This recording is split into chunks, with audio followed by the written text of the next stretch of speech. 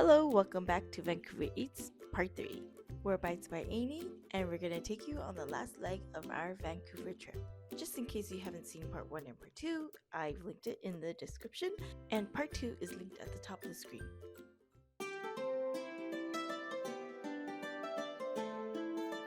Okay, without delay, for day 6, we decided to skip our usual morning coffee and instead filled up our car with $52 worth of gas.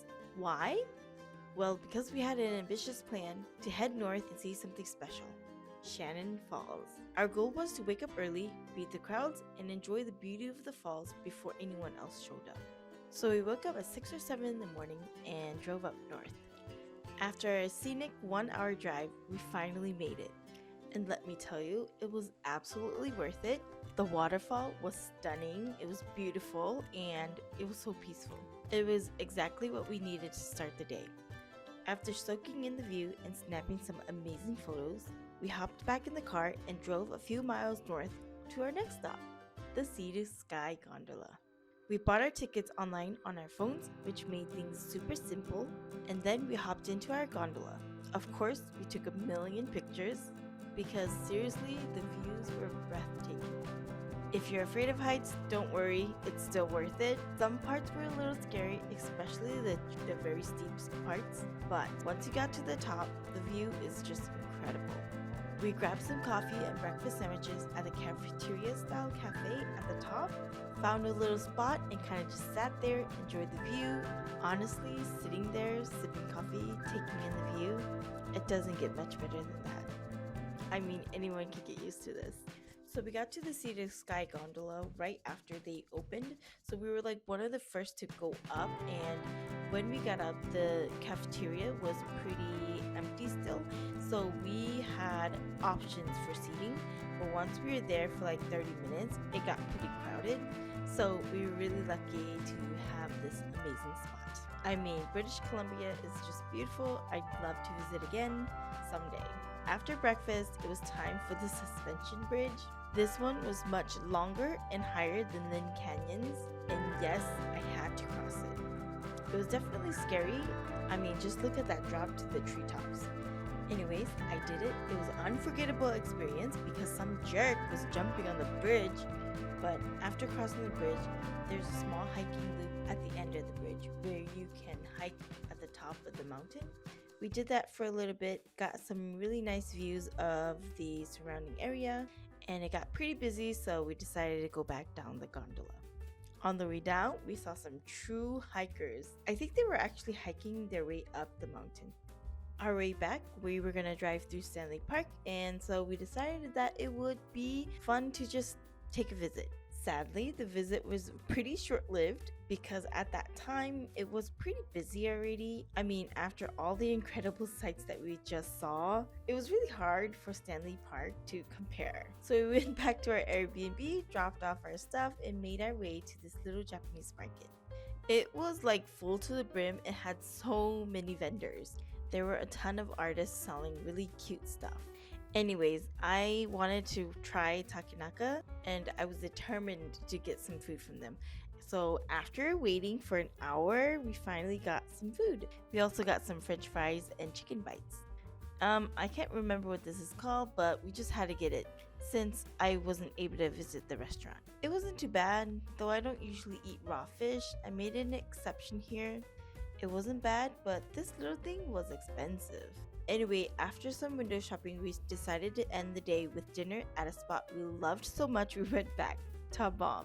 This time we tried the cold spicy noodles and their fried chicken, which we ordered half spicy and half regular. The chicken was juicy and flavorful, though unfortunately part of it wasn't fully cooked. I couldn't find the video, but we brought this up to the waiter and they handled it so well. They took the chicken back and removed the entire entree from our bill, even though we've already eaten like half of the french fries. That kind of service made us love Tabam even more. Food is amazing, service was exceptional. The total for this meal was $60. Hands down, our favorite restaurant in Vancouver. By day 7, we had already checked off most of the big things that we wanted to do in Vancouver, so this day was more of a slow throwaway day. We took it pretty easy and spent a lot of time doing souvenir and gift shopping. A nice way to kind of wind down. For breakfast, we stopped by a Korean bakery called Cafe Monet. I think it's a chain franchise where they had coffee, pastries, egg sandwich. Everything was superb. The quality was just as you expect from a Korean cafe. Honestly, you can't go wrong with that. Next door, there was an H Mart and a Daiso, so of course we had to pop in and check that out.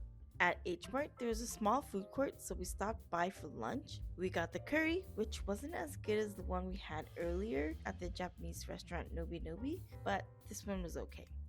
We also got jjajangmyeon noodles and what looks like a Korean oxtail soup. After lunch, we headed to the harbor to soak in the sun and enjoy the view. It was really peaceful, and we even spotted the digital orca statue, which was fun to see. By the time dinner rolled around, we decided to try pizza maro, and if you like cheese, this will not disappoint. We got an Alfredo pizza, which was super cheesy and delicious. It was loaded with tons of toppings like Alfredo sauce, shrimp, breadcrumbs, I think. While I'm not the biggest fan of cheese, I could still appreciate how good this was. After pizza, we went to Captain Treasure's for some seafood. We ordered a lobster roll, a shrimp boil, and lobster poutine fries. The lobster poutine was pretty creative, but honestly a bit bland. Mostly just salty. The lobster roll was tasty, but had too much bread and not enough lobster. Surprisingly, the corn from the shrimp boil stole the show. It was easily the best thing on the plate for me. And that concludes day 7 because we had to go home and pack since day 8 was departure day. Yeah, it was a really sad, slow morning. After finishing packing our bags, we headed out for some coffee at 49th Parallel, which we'd been to before. It was a pretty quick coffee break, then we had to go to the airport. We dropped off one of our companions, and since we had a few hours to kill before our flight, we went to a mall to try the viral mango mochi from this place called Riceholic. Sadly, the viral mochi were not available yet, so we had to wait. But while we were waiting, we noticed a huge line for this place called Noodle and decided to see what the fuss was about. Everyone seemed to be ordering this Hainan chicken, so naturally we had to try it. The service was super fast, and the meal came with soup, rice, fresh leafy veggies with a sauce, and perfectly cooked chicken. The rice was perfectly flavored. Honestly, this was the perfect meal to end our Vancouver adventure since it was filling but not too greasy. To top it off, we finally got our hands on the mango mochi that was the cherry on top. The mango mochi was perfect. Super moist, sticky in your mouth but not on your hands.